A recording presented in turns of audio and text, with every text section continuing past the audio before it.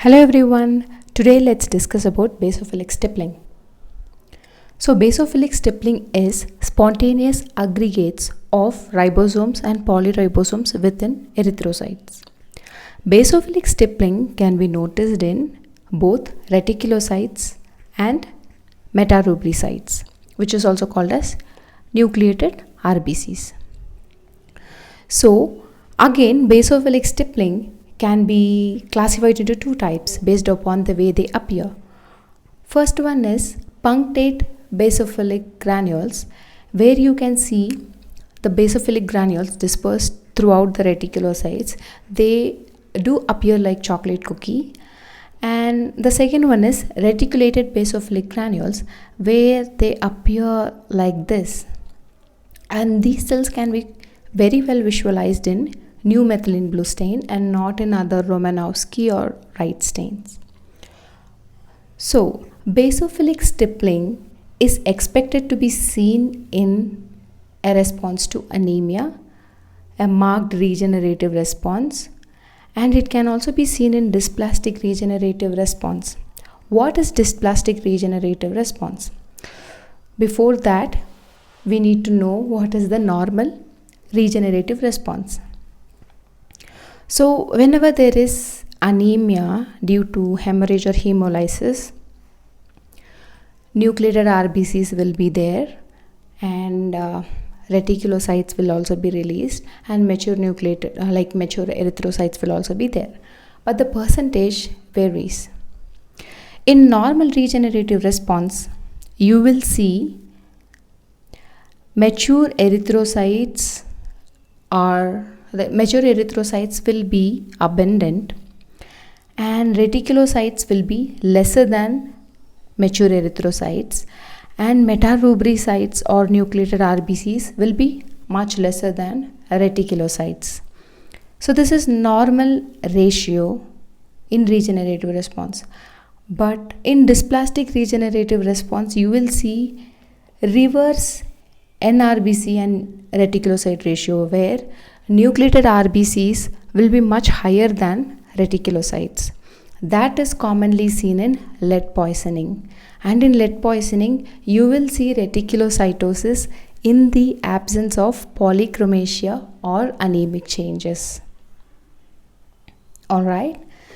And coming to assessment of feline smear for regenerative response, you need to consider two important cells. That is, one is punctate reticulocytes, and another one is aggregate reticulocytes. So in normal non-anemic cats, circulating aggregate reticulocytes are only 0 to 1%, but punctate reticulocytes can be present up to 10% in non-anemic cats.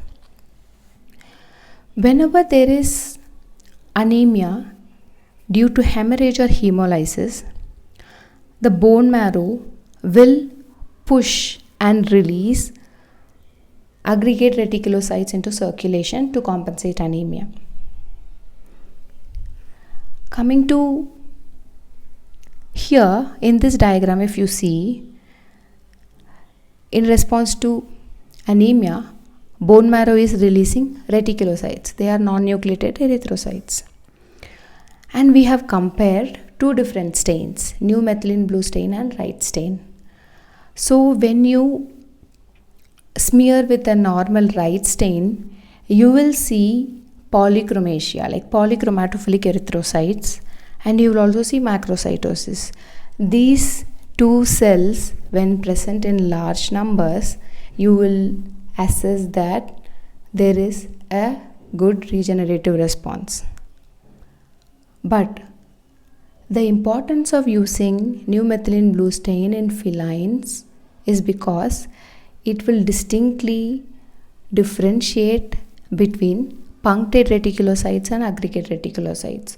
So actually you can calculate, you can count number of aggregate reticulocytes and punctate reticulocytes, and then you can use it to evaluate the regenerative response in cats. That's exactly why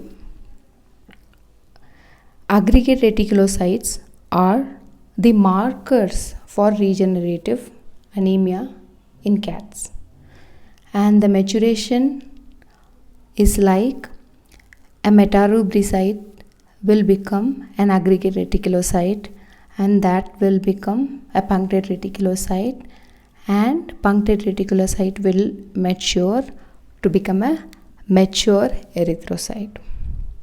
I hope this video was informative. Thank you so much for watching.